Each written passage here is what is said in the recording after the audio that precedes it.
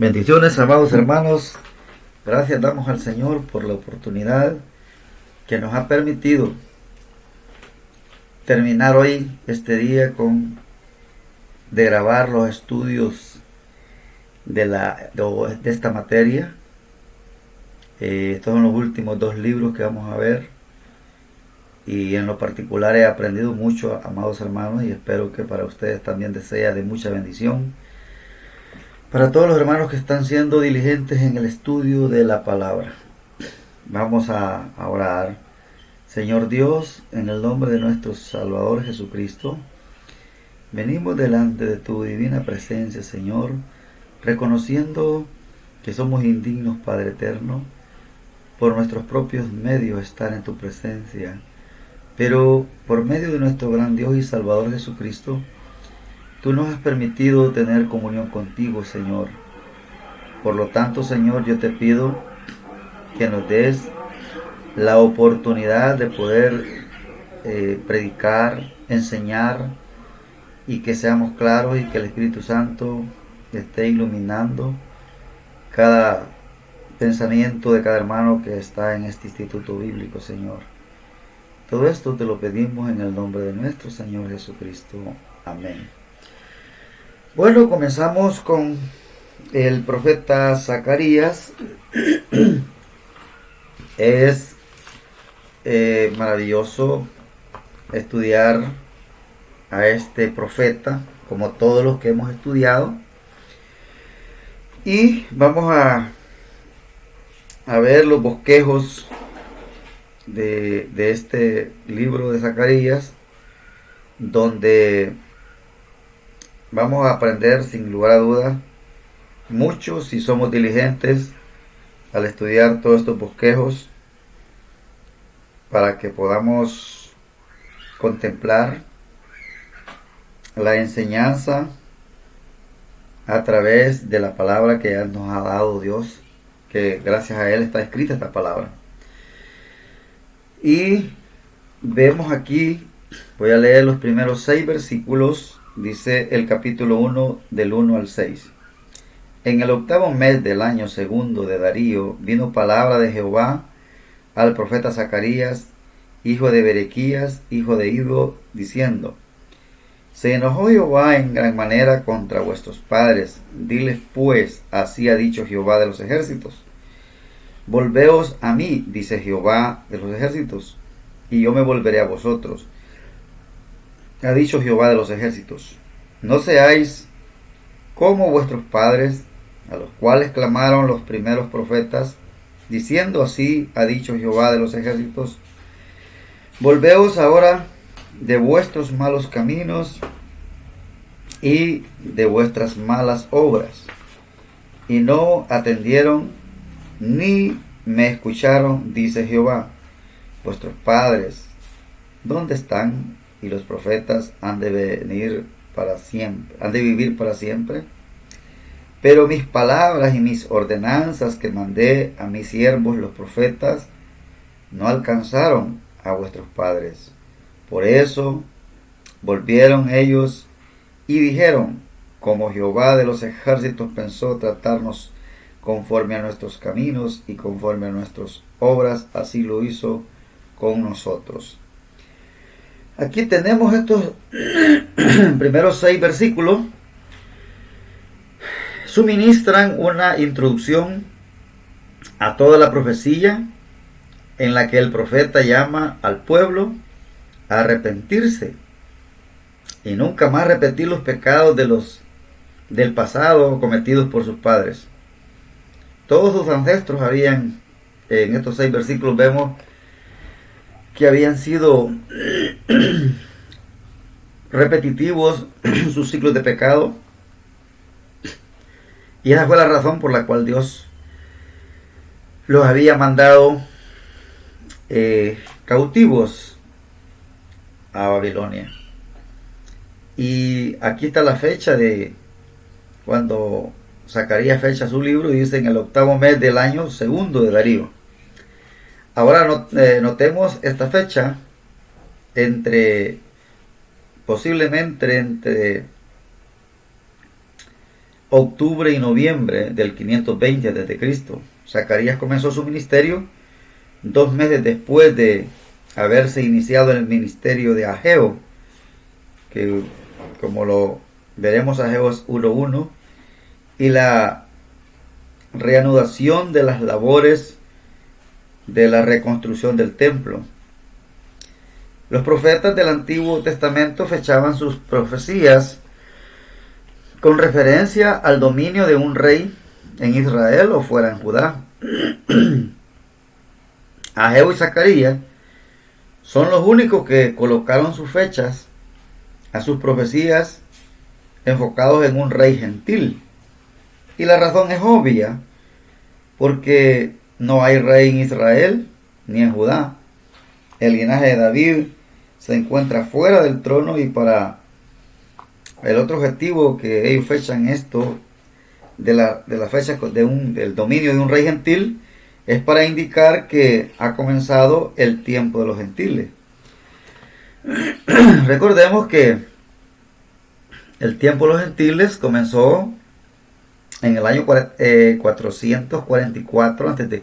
con Nabucodonosor, y que no hay que confundir el tiempo de los gentiles con la plenitud de los gentiles. Por ejemplo, en el capítulo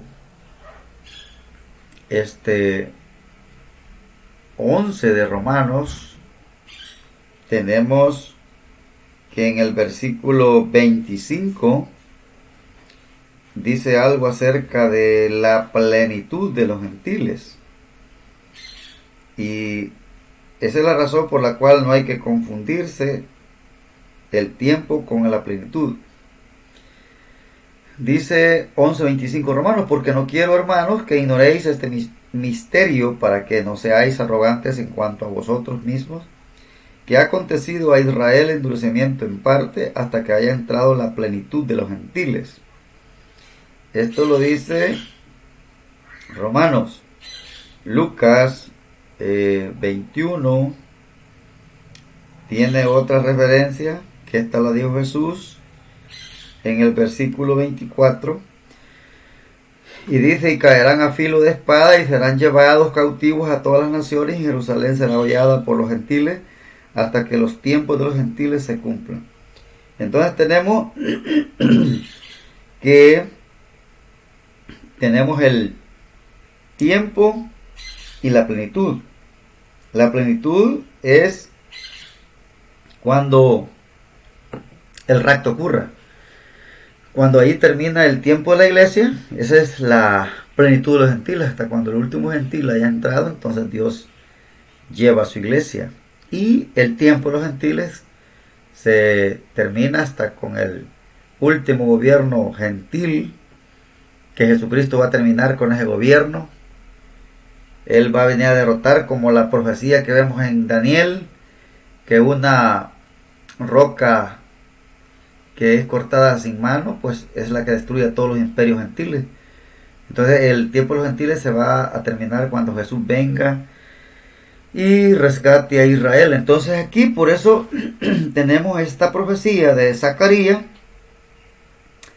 que la fecha con un dominio de un rey gentil.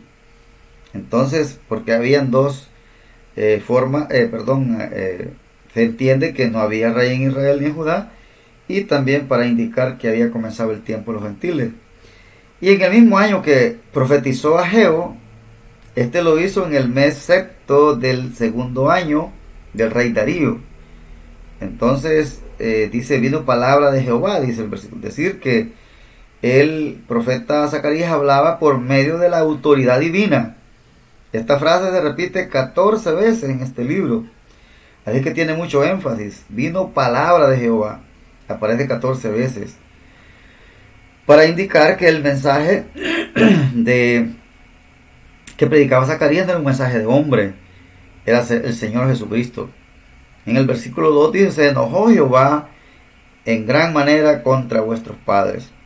Este hombre está hablando con la misma autoridad que lo hizo Ageo, es decir, que esta es la palabra del Señor. no la palabra de ellos. Él le está hablando al remanente que ha regresado y está advirtiéndoles que no sigan en los pasos o en los caminos que habían recorrido sus padres antes de la cautividad.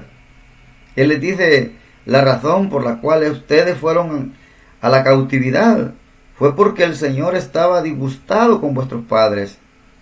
Ellos habían pecado contra Dios. Ahora nosotros no queremos cometer lo mismo o la misma equivocación, está diciendo Zacarías. Recuerde que Zacarías nació fuera de la tierra de Israel. Él fue uno de los que nació entre los cautivos. Y Zacarías está dando las noticias del fracaso de sus padres, de los ancestros. La razón por la cual Dios envió el cautiverio, el castigo para a estos judíos que habían sido cautivos y que ahora este contingente que ha regresado tiene que comenzar a ser fieles al Señor, porque no lo estaban siendo. Entonces tenemos la estructura de divisiones, y recuerda que el Zacarías significa Jehová recuerda. Y tenemos que son 14 capítulos y tiene 3 divisiones. La primera división está contemplada del capítulo 1, versículo 1 al 1:6. Y ahí es volveos a Dios, lo que acabamos de leer, los primeros 6 versículos. No seas como vuestros padres, volveos a mí, yo me volveré a vosotros. El énfasis es recordar los pecados pasados de sus ancestros, de todos los caminos errados que cometieron y por lo cual vino este castigo. Entonces ese es el énfasis. La segunda división está del 1:7 al 8:23 y es la restauración, está por venir. Tiene 8 visiones, 4 mensajes. Tenemos la promesa de una futura restauración total. Dios juzgará el pecado, Dios quitará la iniquidad, Dios reconstruirá su templo. Son promesas que se van a dar tanto en el tiempo presente como la reconstrucción futura, ¿no? Dios se levanta su renuevo, regresa el gozo, Dios volverá a habitar Jerusalén con gloria en gozo. Recuerde que todo esto es futuro. La división 3 tiene del 9:1 al 14:21. Él restaurará, el restaurador está en camino. ¿Y quién es este restaurador? Pues es el Señor Jesucristo. Tenemos aquí las aflicciones, el primer advenimiento de Cristo. ¿Qué fue lo que pasó para la nación? No lo recibieron, lo rechazaron, lo crucificaron y dijeron que era un impostor. Sé que estas aflicciones vinieron porque el primer advenimiento de Cristo fue rechazado. No hubo lugar para él. Fueron muy pocos los judíos que creyeron en Jesús. Y ahora vemos que a raíz de todo eso, ellos fueron dispersos también en el año 70 después de Cristo en todas las naciones. Es así como Israel siempre está siendo disciplinado. Nunca aprendieron. Lo mismo que le pasa a la iglesia. Muchos creyentes son disciplinados y consienten en vivir en su voluntariado de pecado, sin importar las consecuencias que viven. En el segundo advenimiento de Cristo, que es el regreso, Él va a restaurar, va a traer el gobierno, Él va a gobernar. Esa va a ser la final restauración, porque nunca Israel estuvo en la voluntad del Señor y estuvo constantemente yendo cautivo a las naciones. Entonces tenemos el regreso al monte de los olivos, la restauración del reino, gobierno sobre las naciones. Cristo va a reinar sobre las naciones. Este es el reino milenial. 20 años después del retorno, el templo era todavía una ruina. Después que ellos vinieron de la cautividad de los 70 años en Babilonia, el pueblo se desalentó. No veía cómo podía ser restaurado. en este monte, criticó a Dios, levantó a los profetas Ageo y Zacarías para animar al pueblo a reconstruir el templo. Recuerde que Ageo y Zacarías son los profetas que vinieron a animar a los que vinieron de regreso a la tierra para que construyeran un templo, porque estaban desanimados. Era para animar al pueblo a reconstruir. El profeta Zacarías también profetizó la futura restauración del templo del reino milenial por el Mesías, tiempo en que los judíos serían totalmente restaurados. Esa es esta restauración que el libro está enfocado. Iba a haber una restauración parcial en los días de Ageo y Zacarías, pero la restauración final, total, es en el reino milenial. Por eso era un futuro lejano para este tiempo. Entonces, en esta división 1 tenemos volveos a Dios. Zacarías comienza con un llamado al arrepentimiento. La omnipotencia de Dios y su dominio soberano deberían comprometer y animar al pueblo a arrepentirse y volverse a Él. Antes que Dios se vuelva a ellos, antes que la nación sea restaurada totalmente, esta tiene que volverse a Él. El pueblo es advertido a no ser desobedientes como sus padres. Imaginen cómo es el amor de Dios, cómo es la misericordia del Señor, que después de tanto tiempo, después de tantos años de cautiverio, es obvio, el pueblo está desanimado, pero Dios está ayudándole a través de los profetas Ageo y Zacarías, animándole. Es la misericordia de Dios, amados hermanos, de cómo Dios ama a sus hijos. Tenemos la edición número 2 y aquí tenemos la restauración está por venir. Mientras que Ageo concentra su atención a la restauración presente, que era el templo y la adoración a Dios, Zacarías mira hacia la lejana restauración total, que tendría lugar a través del renuevo escogido de Dios, el Mesías. Imaginen cómo Dios orquestó este tiempo. Ageo fue el énfasis. Su mensaje era restaurar el templo, estar ahí. Era una restauración breve en el futuro cercano, pero Zacarías, su ministerio se centra en una restauración lejana. Tenía que ser, y todo apuntaba al Mesías. Solo el Mesías va a tener una restauración total, y esto tiene que hacerlo el renuevo escogido por Dios, el Mesías. Para eso tenía que venir por primera vez. Y todos lo sabemos cómo sufrió. Y ahora esta restauración espera el regreso segundo de Jesucristo. Mediante una serie de 8 visiones, Zacarías profetizó que Dios restauraría en el futuro su casa y juzgaría a los enemigos de Judá. Limpiaría a su pueblo, quitaría la iniquidad, juzgaría los pecados personales y moraría en gran gloria en Jerusalén. Todo esto se cumpliría por el poder del Espíritu de Dios, obrando en su siervo escogido, el renuevo o el Mesías. Toda esta predicación debió de haber incentivado a muchos judíos a poner la mirada en este futuro lejano, aunque su restauración presente estaba ya a las puertas, pero el énfasis de ellos debió de enfocarse en el Mesías que vendría, en nuestro Señor Jesucristo, en el tan anhelado Mesías que ellos esperaban. Pero ya cuando estudiamos el Evangelio nos damos cuenta que no hubo ninguna, podemos decir, no hubo ningún interés de parte de ellos cuando el Mesías vino. Entonces tiene que esperar la final restauración hasta que el Mesías regrese. Imagínense, ¿qué es lo que me motiva a mí? Las promesas, la esperanza en nuestro regreso de nuestro Señor Jesucristo. Por ejemplo, yo vivo enfocado en el rapto de la iglesia, sea que viva o que muera, yo voy a ir a gozar con el Señor.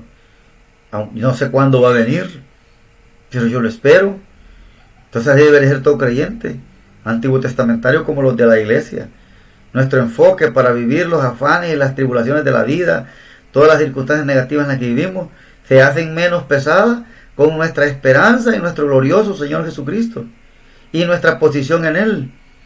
Saber que estamos sentados en lugares celestiales con Cristo, que Él volverá por nosotros y nos llevará a un descanso eterno. Eso le da mucho interés a la vida durante vivimos en esta tierra. Pero Israel no vio desde esa perspectiva. Era así que tenía que ver esto con esta noticia que Zacarías estaba dando. El sumo sacerdote Josué habría de simbolizar al Mesías en la reconstrucción post-exílica del templo. Eso tenía que ser el sacerdote, o sea, Josué era como el símbolo del Mesías, porque él iba a restaurar, a reconstruir el templo y lo que Jesús va a hacer en el futuro. Aunque algunos aspectos de esa profecía pueden aplicarse a Zacarías, ¿verdad? Pero la mayoría de ellos se refiere al lejano tiempo futuro, cuando Dios llevaría a cabo su prometida restauración de los judíos a través del Mesías. Pero ya en Josué había una miniatura, por decirlo así, de la construcción del templo. Era como el símbolo del Mesías, Josué. Era el sacerdote que había venido a construir el templo. Y en Zacarías vemos también que le es aconsejado al pueblo no ser como sus padres y obedecer, si desean que Dios cumpla sus promesas de bendición.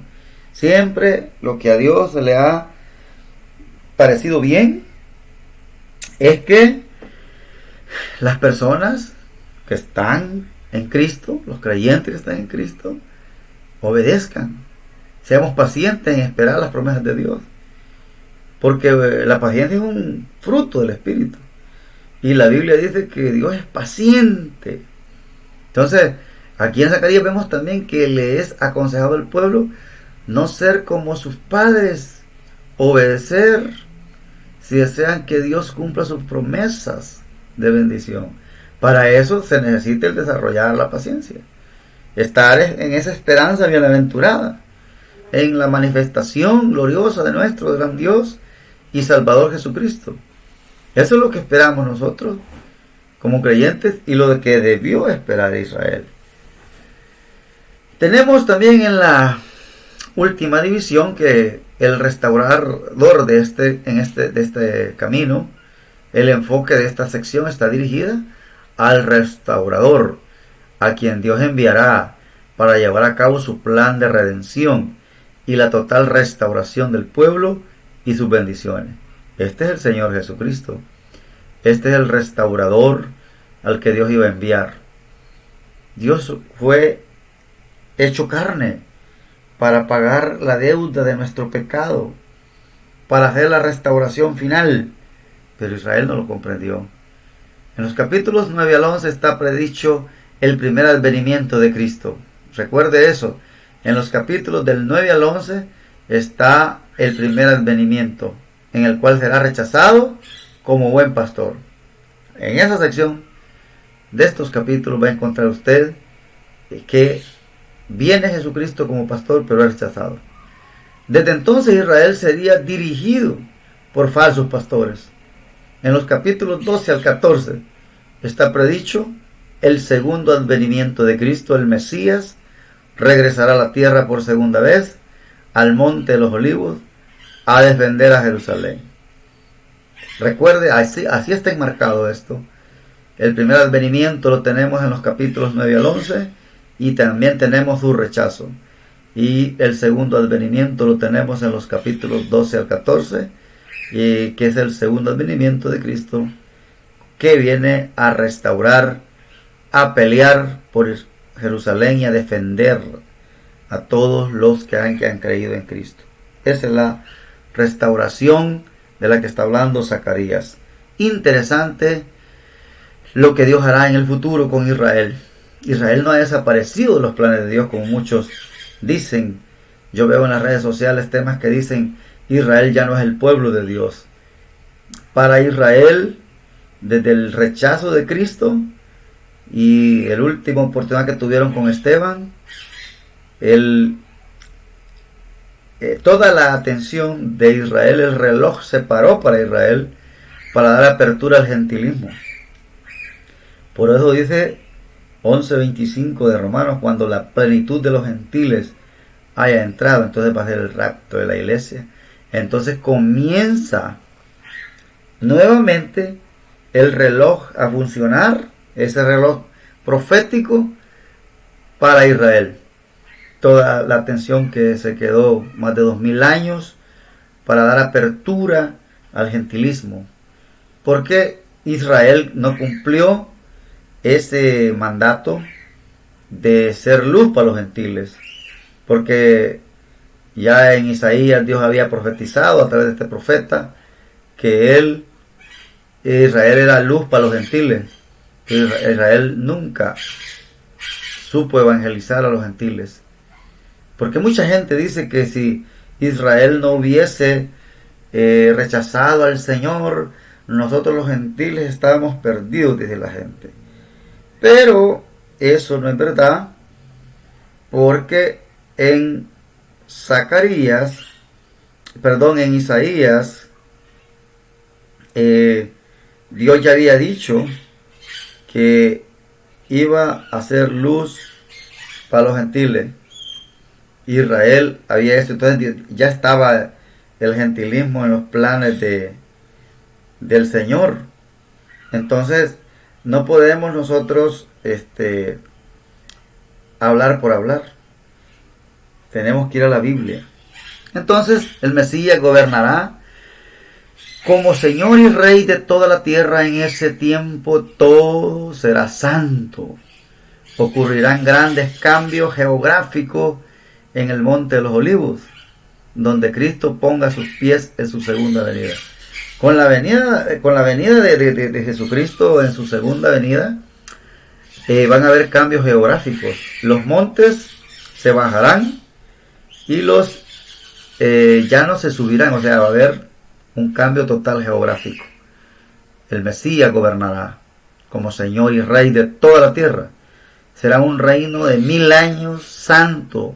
Satanás estará atado y habrá como nunca, jamás va a haber justicia, va a haber santidad y va a haber una maravilla de 1000 años gobernando Cristo en la tierra. Pero con todo y eso, usted cuando lee Apocalipsis se da cuenta que el corazón que es malvado ni en 1000 años cambia, porque todos los que nacen en el milenio, vemos que Satanás vuelve a engañar a todas las naciones y hace una revuelta contra Jesucristo, pero que rápidamente es exterminado y Satanás lanzado al lago de fuego, y luego viene el juicio final de la humanidad. Pero va a ser un gobierno de paz, santidad, de justicia. Eso es lo que dice Isaías. Él va a reinar con todos los atributos grandiosos de lo que es nuestro gran Dios y Salvador Jesucristo. Bien, amados, comenzamos hoy con el libro de Malaquías, y este nombre significa mi mensajero. La estructura y división principal son 4 capítulos y tiene 5 divisiones. Y vemos que el capítulo 1 del 1 al 5, la elección de Israel por Dios. Este es un tema interesante. Donde Dios nos dice algo que llama la atención. Dice: profecía de la palabra de Jehová contra Israel por medio de Malaquías. Yo os he amado, dice Jehová, y dijisteis: ¿en qué nos amaste? ¿No era Esaú hermano de Jacob? Dice Jehová: y amé a Jacob, y a Esaú aborrecí. Y convertí sus montes en desolación, y abandoné su heredad para los chacales del desierto. Cuando Edom dijere: nos hemos empobrecido, pero volveremos a edificar lo arruinado, así ha dicho Jehová de los ejércitos. Ellos edificarán, y yo destruiré, y le llamarán territorio de impiedad y pueblo contra el cual Jehová está indignado para siempre. Y vuestros ojos lo verán y diréis, sea Jehová engrandecido más allá de los límites de Israel. Vea esta profecía. Y me llama la atención lo que dice este versículo. El versículo 2 dice, yo os he amado. Y mire el atrevimiento de Israel. Y dice Jehová, y dijisteis, ¿en qué nos amasteis? Y Jehová dice, ¿no era Esaú hermano de Jacob? Dice Jehová, y amé a Jacob. ¿Sabe usted lo que significa eso? Aquí tenemos una vista panorámica de Malaquías. La verdad y el amor de Dios son cuestionados. Los líderes espirituales fallaron y el amor de Dios son cuestionados. Entonces, estos líderes han fallado, la sociedad se vuelve secular, el pecado abunda. Estas condiciones caracterizaron los tiempos del profeta Malaquías, quien inmutablemente afrontó la situación de su día. Se sabe muy poco respecto a Malaquías. Su nombre significa mensajero, lo que resalta la poca información personal de los escritores del Antiguo Testamento es que es más importante el mensaje que el mensajero.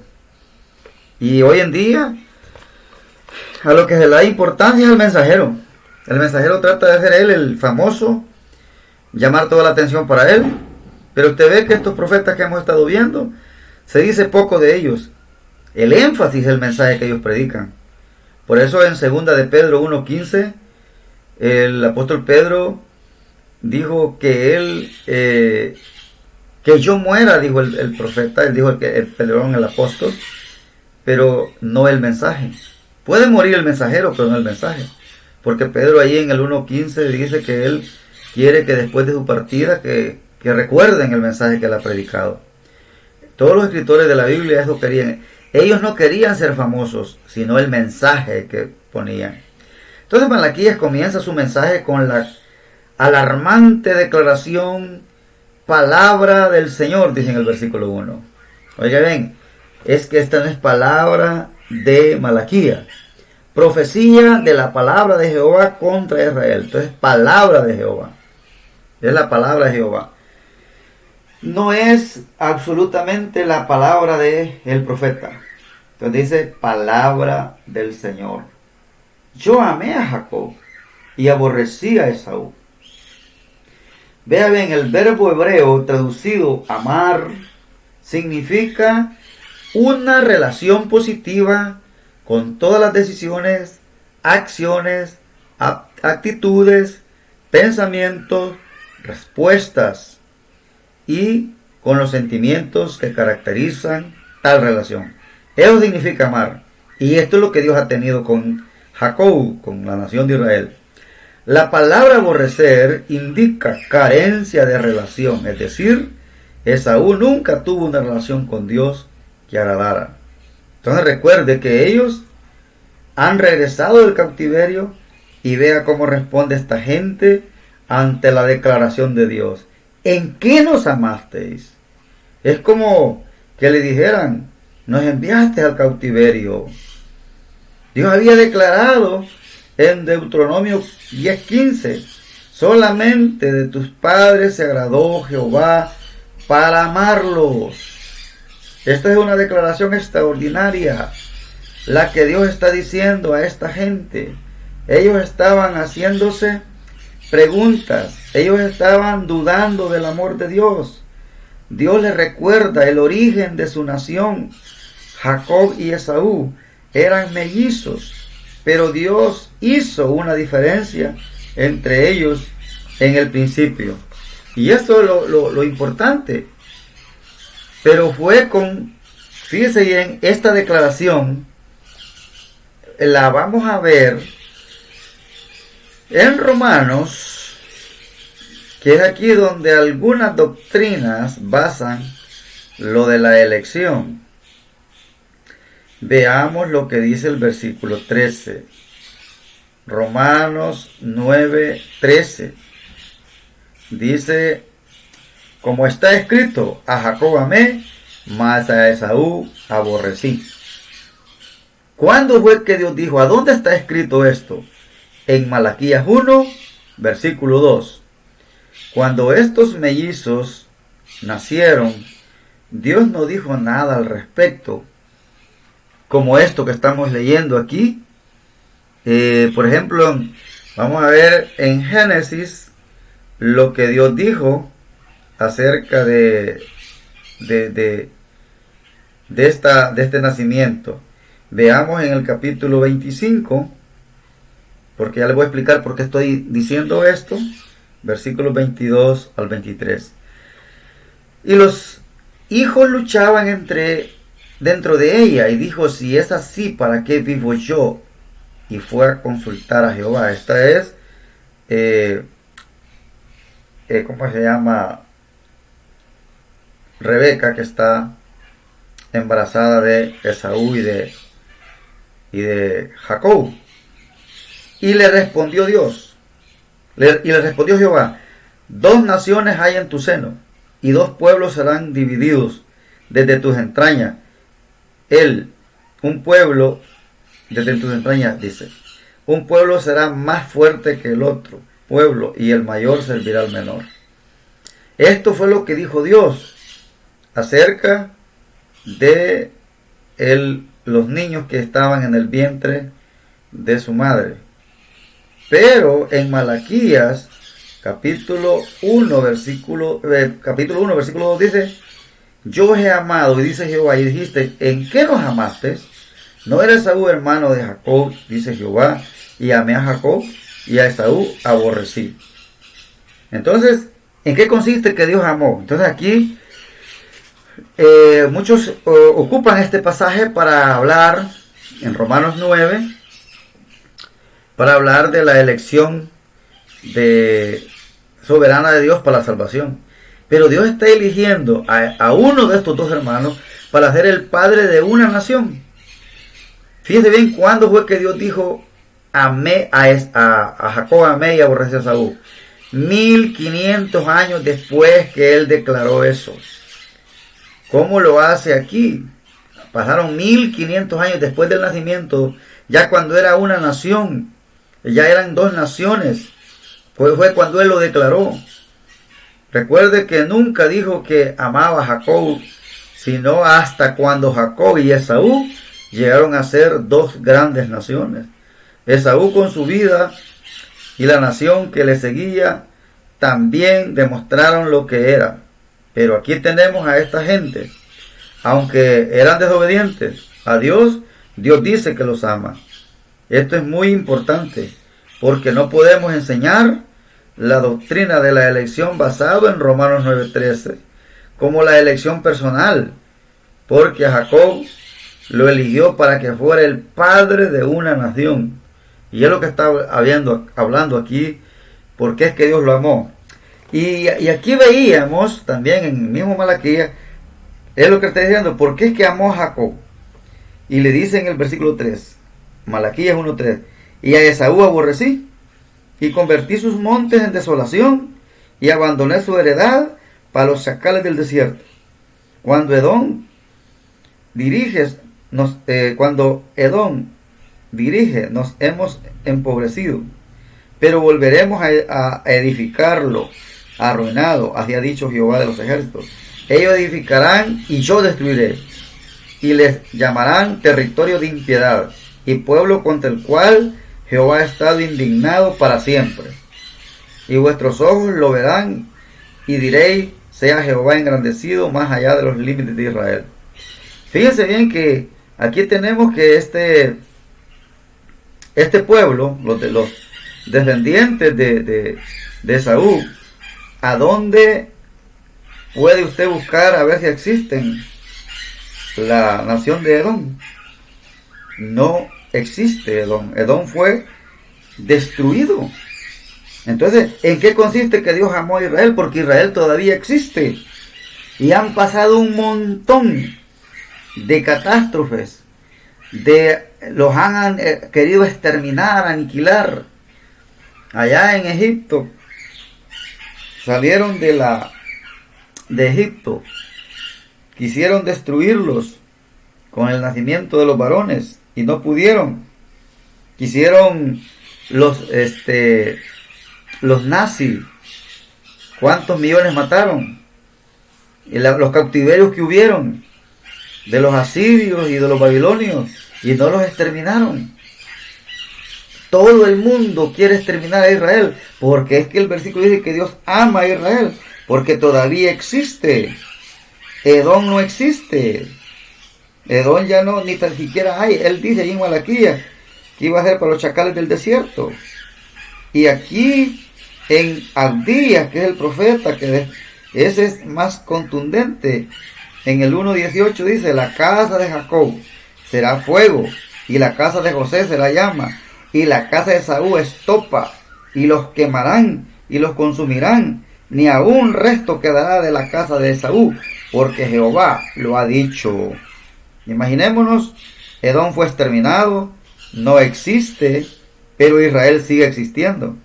Entonces, ¿para qué fue que Dios eligió a Israel?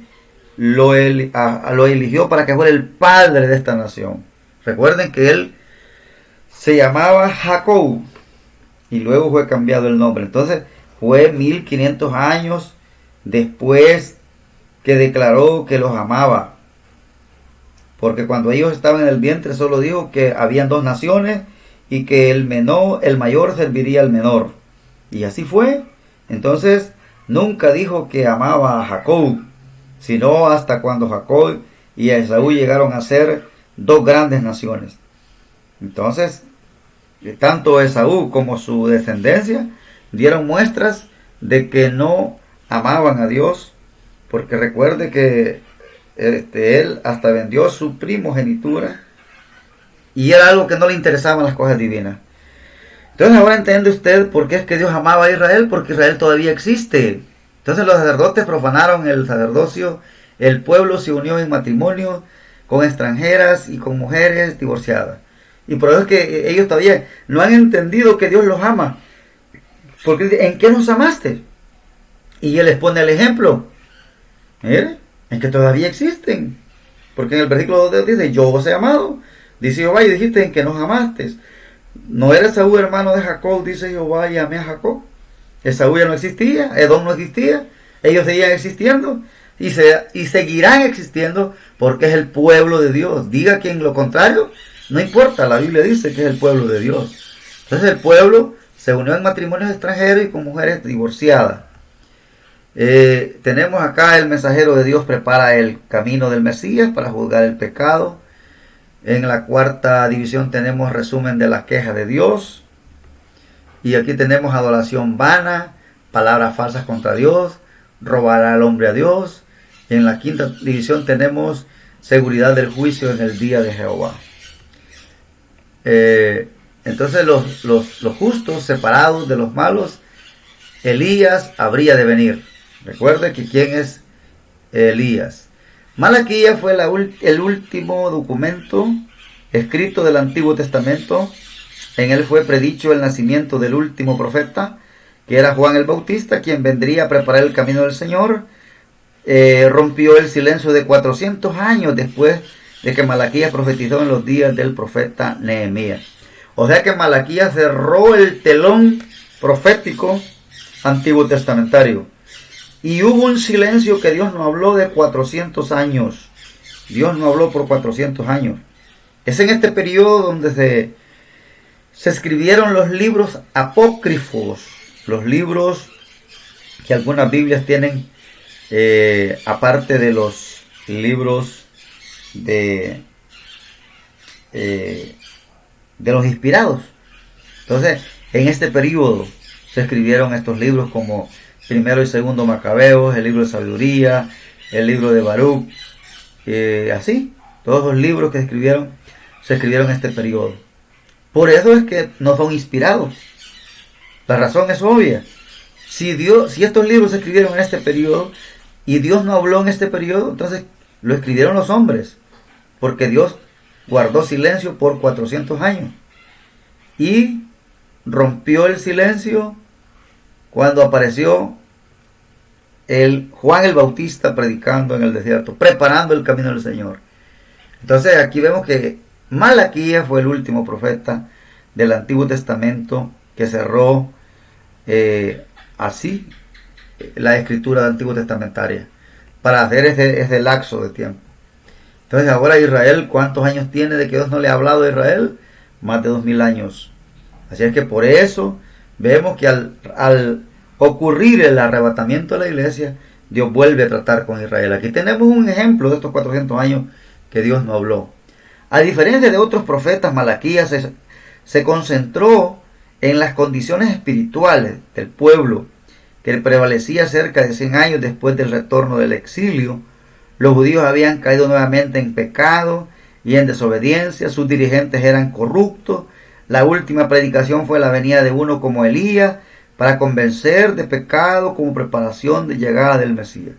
Entonces, por eso que la Biblia dice que Jesús dijo que de entre los hombres nacidos de mujer, nadie había sido más grande que Juan el Bautista. ¿Por qué fue tan grande Juan el Bautista?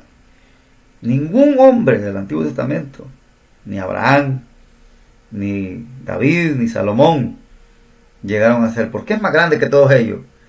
Porque él vino a preparar el camino del Mesías. Es por eso Juan el Bautista fue tan grande. Fue el amor especial de Dios por Jacob lo que hizo que éste fuera escogido sobre Esaú. El amor de Dios. Por eso un alumno le preguntó a un maestro en el instituto: maestro, no entiendo, le decía el alumno, por qué Dios aborreció a Esaú. Eso, le dice él, yo tampoco no entiendo por qué Dios amó a Jacob. Porque Jacob no había hecho nada para que Dios lo amara. Ustedes saben el nombre de Jacob lo que significa: usurpador, tramposo. Pero Dios así lo amó. Lo quiso que él fuera el escogido sobre Esaú, y por consiguiente Israel se convirtiera en el pueblo escogido. Entonces Malaquías trajo a la memoria del pueblo el gran amor de Dios por Israel en el pacto. Dios había hecho un pacto con ellos. Pactó con Abraham, que es el pacto incondicional donde están todos los creyentes en esa promesa, y pactó con Moisés. Aquí se comprometió el pueblo, pero en el pacto abrahámico se comprometió Dios. Por eso se llama pacto incondicional. Entonces estos judíos no entendían el amor de Dios. Como vuelvo a repetir, Esaú no existía, Edom no existía, y Israel seguía prevaleciendo porque era el pueblo que Dios había escogido para que darse a conocer su nombre. Tenemos en el capítulo la segunda división del 1:6 al 2:17 y tenemos la condenación de Israel por causa de su pecado. Malaquías entonces volvió su mirada hacia las tristes condiciones espirituales del pueblo después de haber retornado del exilio. Mediante una serie de preguntas, Malaquías enfatizó los grandes pecados del pueblo y de sus sacerdotes. Había un tremendo problema, ellos estaban completamente rebeldes nuevamente, como que si este cautiverio no les había dado una lección. Es imposible cómo el ser humano podemos ser tan necios. Los sacerdotes habían caído en la corrupción y mostraban fastidio de adorar y servir a Dios. El pueblo había realizado matrimonios con extranjeras, habían repudiado a sus esposas sin causa justificada. Dios se había cansado de oír sus palabras porque sus caminos eran malos. Imaginen la condición espiritual de cómo estaban. Por eso Dios va a levantar a estos hombres para que ellos enderezcan sus caminos. Por eso Dios estuvo siempre con los profetas hablándoles. En la tercera división tenemos la venida del mensajero de Dios. Malaquías anunció que Dios enviaría un mensajero a preparar el camino para que el Mesías viniera finalmente a juzgar los pecados del pueblo. ¿Y quién fue este mensajero? Pues fue Juan el Bautista, el que Dios había preparado para que viniera delante del Mesías. el hombre que Dios había escogido también para que predicara en el desierto. Después de los 400 años de silencio, es ahí donde se reanuda otra vez Dios hablando a la nación. ¿Y quién iba a venir? El Mesías, el mismo Dios encarnado. Entonces, mediante ejemplos de falta de pago del diezmo y de las ofrendas, Malaquías demuestra al pueblo cómo habían robado a Dios y que esta era la causa de haber perdido las mejores bendiciones de Dios. He aquí, miren, en este libro es el que los pastores citan en sus iglesias para amedrentar a las personas y a sobornar a las personas para que diezmen, y hacen una obligación de esto. Pero esto es para Israel. Yo quisiera que los que estudien este libro noten que cuando Dios habla directamente a esta nación, se refiere de una manera directa. Entonces no puede haber, ¿cómo decirlo?, que eso sea aplicable a la iglesia. El diezmo no es para el tiempo de la iglesia. La iglesia tiene que ofrendar. La iglesia no tiene límite de ofrenda. Y dice en el 3:6, porque yo Jehová no cambio. Por esto, hijos de Jacob. Oiga, ¿a quién le está hablando? A los hijos de Jacob, a los hijos de Israel, a la nación de Israel. No habéis sido consumidos. ¿Por qué no habían sido consumidos? Porque Él no cambia. Desde los días de vuestros padres os habéis apartado de mis leyes y no las guardasteis, y volveos a mí, yo me volveré a vosotros, ha dicho Jehová de los ejércitos. Mas dijisteis, ¿en qué hemos de volvernos? ¿Robará el hombre a Dios? Pregunta. Pues vosotros me habéis robado. Y dijiste, ¿en qué te hemos robado? En vuestros diezmos y ofrendas. Maldito soy con maldición, porque vosotros, aquí está, la nación toda, me habéis robado. No dice las naciones, dice la nación de Israel. Entonces, esta sección de los diezmos es para Israel. Ellos tenían que traer, recuerden que era para la tribu sacerdotal. Habían llegado a estar que hasta no había que comer los sacerdotes, porque ellos no estaban llevando los diezmos y las ofrendas. Pero para la iglesia no es aplicable el diezmo, porque la doctrina de la iglesia la encontramos de Romanos en adelante, y no encontramos que Dios haya prescrito el diezmo para la iglesia, pero sí la ofrenda. Pablo dice que la ofrenda no tiene límite. Cada quien, como propuso en su corazón, es lo que va a dar. No tiene límite. Puedes dar desde lo que quieras. Mientras que el diezmo tenía un límite, era el 10%. Entonces la iglesia no está limitada a dar. Y los pastores, que la gente le tiene miedo al diezmo, porque los obligan, y eso se ha hecho tan popular que la gente ya por eso de que ya ponen una etiqueta que todos somos iguales. Pero los que estudiamos la Biblia, los que conocemos la palabra del Señor, hacemos la distinción bíblica, lo que es para la iglesia y lo que no es para la iglesia, lo que está prescrito para la iglesia, lo que Dios ha dejado. Entonces esta gente se había corrompido. Mediante este ejemplo de falta de pago de diezmo y la ofrenda, Malaquías demuestra al pueblo cómo habían robado a Dios, y que esta era la causa de haber perdido muchas bendiciones.